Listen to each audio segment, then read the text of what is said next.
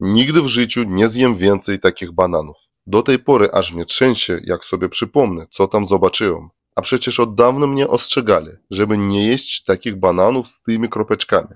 Widać je, prawda? Na tym bananie widać ich już całkiem sporo. I okazuje się, że te kropki pokazują, że w środku zaczynają rozwijać się różne niebezpieczne robaki. Pewien znajomy chemik z Niemiec pokazał mi prosty i szybki sposób, jak w domowych warunkach sprawdzić, czy w bananie są jakieś niebezpieczne pasożyty. Najpierw trzeba obrać banana ze skórki, potem bierzemy szklankę, wrzucamy kawałki banana do środka.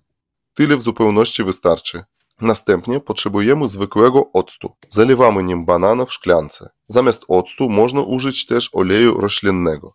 No i patrzcie teraz, co tam się dzieje. Na początku myślałem, że to jakieś pestki, a to żywe. Pływają i ruszają się w tej szklance. Jestem pewien, że nigdy w życiu nie widzieliście czegoś takiego. Ja jestem w totalnym szoku. A wy?